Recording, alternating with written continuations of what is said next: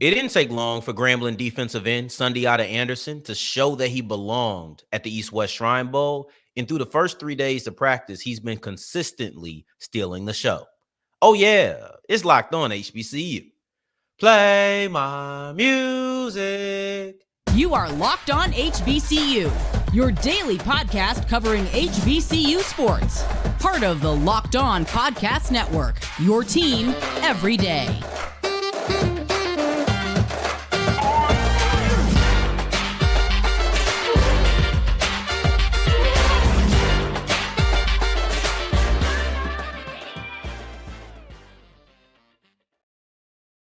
What's going on, family? Welcome back to another episode of the Locked On HBCU podcast, your number one daily one-stop shop for everything HBCU athletics. Monday through Friday, part of the Locked On Podcast Network, your team every day. And I, of course, am Darian Gray, a.k.a. the Mouth of the South, Texas Southern alum and former TSU Herald Sports editor and current contributing writer at USA Today's Saints Wire. Thank you for going on this journey with me, making Locked On HBCU your first listen of the day, every day. And of course, you need to remember, just because the mic cuts off does not mean that the journey is over. Just means it's time to follow me on Twitter at South Exclusives. Starts with an S and ends with an S. Today's episode is brought to you by FanDuel. Go to FanDuel.com/locked on to make every moment more. And if you're new to FanDuel, you get $150 back in bonus bets when you make a $5 bet, win or lose. We wrap up today's episode with a look at James Colzie's first big task for the Florida A&M Rattlers now that he's head coach. But we kick it off with a little bit of East-West Shrine Bowl talk. I'm there, so I wanted to give my firsthand observations on what I've been able to see on the three HBCU players who are there. Anim, Dankwah, you have Mikey, Victor, and you have Sundiata Anderson. We'll look at Dankwah and we'll look at Victor in segment 2, but we'll kick it off. When you're looking at the star of the trio, it's unquestionably Sundiata Anderson. And he has stole the show. Every single small school prospect goes in with the same mission. Hey, I want to show that I belong amongst quote unquote higher competition, right? That is the big mission, because you often hear, well, it was the talent that you played against that got you the production that it got you. That's the mission, to show that it's not true. Sundiata Anderson is well beyond proving that it wasn't a product of talent level or competition level. He's shown that he belongs with the big dogs, and he's also stole the show. I think that he has looked absolutely phenomenal, and he's jumped off of the field every single day of practice. Now, as I say in my intro, TSU Herald Sports editor, or former TSU Herald Sports editor, and now contributing writer at Saints Wire. I took this third day of practice to be able to look a little bit wider, right? Widen my scope, because I do also have other obligations. But Sundiata Anderson, for the first 2 days, was a guy that, man, I essentially didn't leave the side. And it wasn't difficult, because he looked great amongst a team or a group of players who also looked great. That's the important thing to look at here. He's on, and they're going to I got the roster. G would kill me because I always get it wrong. Okay, he's on the West. Sundiata Anderson is on the West. The West defensive ends are probably my favorite group in the East-West Shrine Bowl.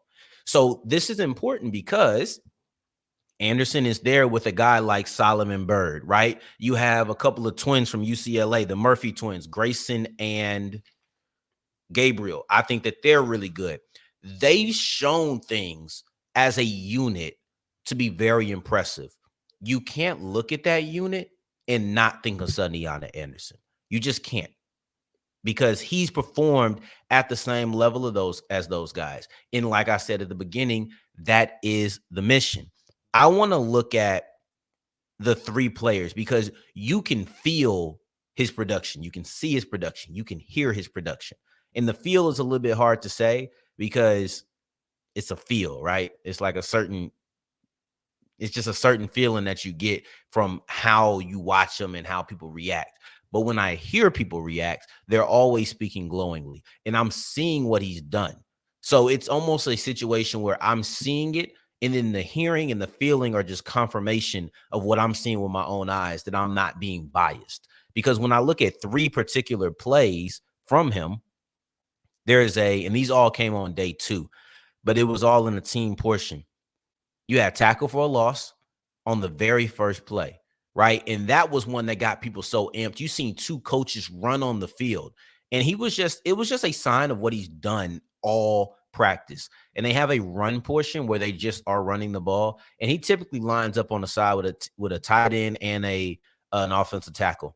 He fights through his blocker, whether it's the tackle or the tight end, consistently, and he has the discipline to get down the line of scrimmage, right? So the ability to burst through the line, but then the discipline to not run too far upfield. So it's really well done. And on that first play, he showed it. The guy's aggressive. He has good hands. He knows how to discard blockers. Sundiata Anderson has shown everything he needed to in this 3 days of practice.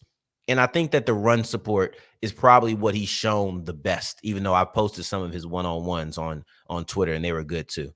Then you have a stunt that led to a sack, and it showed his athleticism. It showed his ability to bend, to be able to change direction, right? So these are things you need to look at. I'm not saying that he's having 5 sack games or anything, but there's certain traits that come from these plays that I think is something to pay attention to. Then you look at the last play of the same team portion. All of this happened within I think it was a 12-minute segment, and he's a starter, right? So he starts. Then you have a batted pass at the end where he wasn't able to get there, but he still got his hands up. These are all things that I believe that you need to look at. And to be fair to the other 2, I do believe that Anderson has a slight step ahead because of the position he plays. His ability to jump off the field is a little bit greater at defensive end than Dankwah is at tackle and Victor is at defensive back. And I'll explain that a little bit at the top of the next segment, but it does speak volumes to me. And I want to make sure that I really hone this in. This is a really good group that Anderson is a part of. The West team's defensive ends are a strong group, and they've all performed at the East-West Shrine Bowl. Anderson is right there on par. And there's guys from UCLA, guys from USC, right? These are big schools, and he's right there with them. And by being able to say that, Sundiata Anderson has checked the box that every single small school prospect wants to check when they go to an East-West Shrine Bowl or a Senior Bowl. They've shown that they could hang, and it's not a product of the competition level. He's done that and more. And I've broken down the 3 plays that he was able to do that really showcased it in one team section. And it even got the coaches fired up, running onto the field. Like, we have to remember this. They are running onto the field. I'm hearing people talk. I'm hearing agents talk about him, right? Not that they're going to bring him up. He's spoken to 25 teams. And I think that number only went up because I was after the first day. It's here. You could see it. You could feel it. You could hear it. Sundiata Anderson is still in the show at the East-West Shrine Bowl. But he's not the only one that's performing well. I want to get to the other 2 players. You have Dankwah out of Howard, and you have Victor out of Alabama State. And I want to say the things that they've done well because they've taken some steps as well as we continue with Locked On HBCU.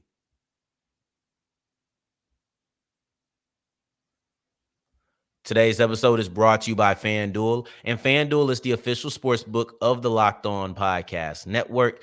And the Super Bowl is coming up, but you got a week off. I can't wait to see what FanDuel does for the Pro Bowl, which is this weekend. That'll be something that's interesting for me to see. But in the meantime, you have NBA games, right? We've seen a bunch of players go for crazy numbers. I've seen Karl Anthony Towns do it in a losing effort. I've seen Luka do it. I've seen Booker do it. Also in a losing effort, but I happen to like Book, so I didn't want to take that shot. But overall, you see these guys going for crazy points. I mentioned Embiid and Luka. So you've seen these guys go for crazy points. Who's going to be next? That's something to look at. And you can put some money on FanDuel. All you have to do is go to FanDuel.com/locked-on. And if you think you know who the next person is going to be, go ahead and put some money on that team. Go ahead and put some money on that player. Go to FanDuel.com/locked-on to make every moment more. And if you're new to FanDuel, you get $150 back in bonus bets, no matter what, with a $5 bet. As we continue rolling on today's episode of Locked on HBCU, I appreciate you for making this your first listen of the day. Every day for your second listen, make sure you're checking out Locked on Sports Today. It's a great initiative that we have here at the podcast network, and it's the first of its kind 24/7 sports podcast stream on YouTube. So make sure you check that out, Locked on Sports Today. Any time of the day, go ahead and subscribe. Now, I want to continue on the path of the East-West Shrine Bowl because Sundiata Anderson isn't alone. The Grambling defensive end has stole the show, but you also have Howard offensive tackle Anim Dankwah, and you also have Alabama State cornerback Mikey Victor, who are out there. And I think that they've shown some really interesting things. I kind of briefly spoke about this at the end of the first segment. The reason I feel like Anderson has a leg up in the jumping off the field department is because of the position he plays. He plays defensive end. You don't really have to have a trained eye to see a defensive end jump off the screen. You don't really have to have a trained eye a lot of times to see what a defensive end does well. It benefits you, and you can be you'll be able to pick up on smaller things because of it. However, I don't believe that in order to jump off the screen, especially in one-on-ones, it's clear, right? Things are just more clear there. Also, as a defensive end, he has a position that's based on a small amount of good plays. If a defensive end makes 3 sacks in a game, he had a really good game. Even if the rest of his plays weren't that good, really good game. If an offensive tackle allows 3 sacks, doesn't matter if they dominated the rest of the game. They didn't have a great game, at least to us, right? Like, that's how we're going to look at it. Then defensive backs, they're a special case. I don't even want to get into them, but they're kind of weird. But basically, corner, offensive tackle, people are waiting for you to make a bad play. Defensive end, they're waiting for you to make a good play. That's how I'll phrase it, right? So that's what I mean when I look at it. But I thought that I had a conversation with Dankwah after practice number 2, and it was one about offensive line play. And I told him, look, I'm not going to come on here and speak out of turn. I'm only going to come on here and I'm going to speak about what I know. And we end up having a good conversation about offensive line play and things that he looks at, things he places a value on. I was there with Coach G. We talked about it. It was all 3 of us having this conversation, right? So I was able to be put on a little bit of game that I felt like, all right, let me come on here and speak about certain things because he spoke about his process, Dankwah's process. And it was interesting to hear about the chemistry factor because you see it on the pro level. Think about your favorite team. You've seen a time when a player goes out on the offensive line, they're replaced with their backup, a fellow professional player, and the chemistry is off to a point where the offensive line, which is a 5-man unit, just replaces one and it changes drastically. That's with players who are professionals and have played on the same team throughout this whole process. Their chemistry is still shaken up at times when you remove one key part of the unit and you put somebody else in. It doesn't even have to be a key part. It could be a guy that you don't even think is that good, but they have chemistry. These are players who have never maybe even met. They've never played together, yet they come in and they got to build chemistry. Day 1, it wasn't great. Day 1, it was about comfort. And he was talking about how he's 6'7". Like, the guy is huge. He's a mammoth of a man. That's not a offensive tackle that people are probably used to coaching a lot. He talked about how he has to do certain things because of his size. He talked about how they had him on the right side because, they're going to try you in a bunch of different places if they can. Some guys have the versatility. Some guys don't. Some guys, they know this is where you're playing, right? But along the offensive line, they might want to try you on different sides. They had Dankwah playing on the right side. He said, man, I haven't played on the right side since the beginning of high school. And the steps are different. So it's just little things like that, trying to figure it out. I haven't seen him in the last 2 days of practice play on the right side. I just haven't. So it was things like that, and I saw it. I saw the comfort in one-on-ones that he elevated. I didn't think day 1 was great for Dankwah. I thought that day 2 was much better, and I thought day 3 was about the same, but maybe a slight step up from day 2.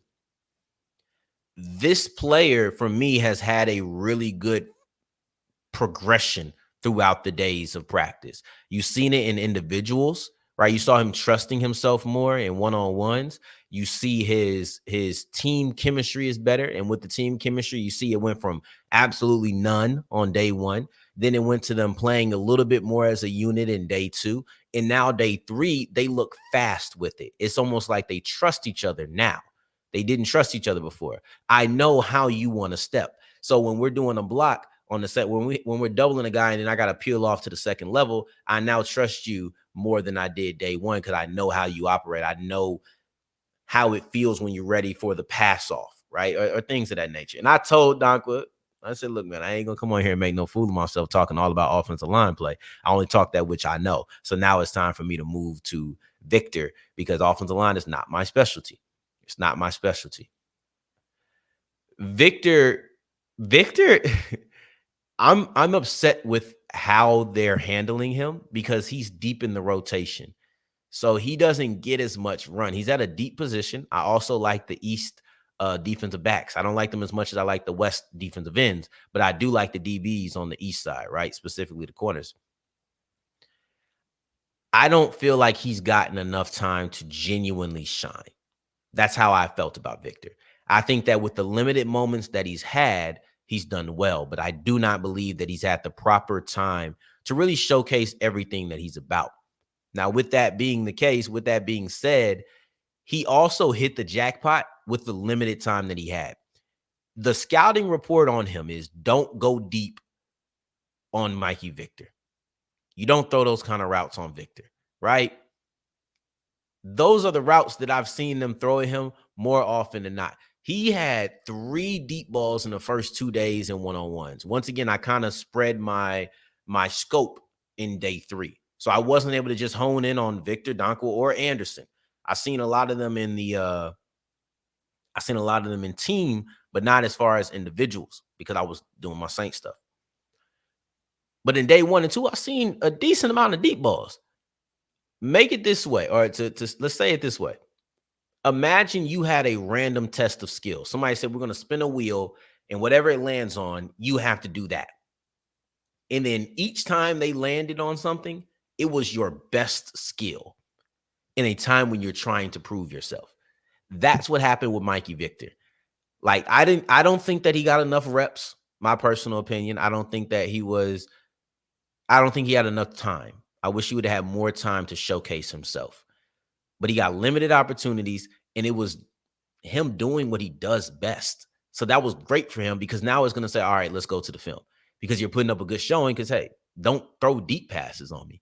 I got too good a long speed. And team portion, he showed his understanding of zone coverage properties, right? Like, and I think they had him playing a good amount of cover too, but they had a little bit of man mixed in there. But overall, he had a good day because when he was tested, and he never got thrown at in team, I've yet to see a ball go his way in team. And that's whether he had lockdown coverage or if the receiver had separation. They just haven't thrown his way. Because they've been doing a lot of shallow stuff, to be honest. I think anyway. Where was I going with Victor? Okay, so Victor, he's shown everything that he needed to, and also he's just doing what he does best. So now he's proving himself on a stage that will now lead people back to his personal tape throughout the season. So I think that this has been a really good process for him because, hey, I'm putting up the right thing that you want to see. Now, as we move forward, we're moving away from the Shrine Bowl, and instead we're going to go to James Colzie, and that's Florida A&M's new head coach. And he specifically, but they have an interesting first task ahead of them over the next week. But something he said in his press conference interested me or pulled interest in me. And I want to reveal that to you as we continue with Locked On HBCU. Today's episode is brought to you by Jace Medical, and Jace Medical is perfect for the unexpected. Maybe you weren't aware. You probably weren't because you can't predict everything that this was going to happen. Whether it's natural disaster, you stuck in the house. A lot of these convenience stores, they don't have the medication. With the Jace case, you get 5 antibiotics that are meant to treat over 50 infections. That's why I call it the just in case, because no matter what's going to happen, You're there. Your antibiotics allow you to be proactive. Do I want to go through this? No, but I want to be prepared just in case that I will. So I would tell you to go to jacemedical.com. That's jacemedical.com, because they'll give you the Jace case, and you can also personalize what extra things you want to add on to it. So all you have to do is go to Jace Medical. That's JASE medical.com, jacemedical.com.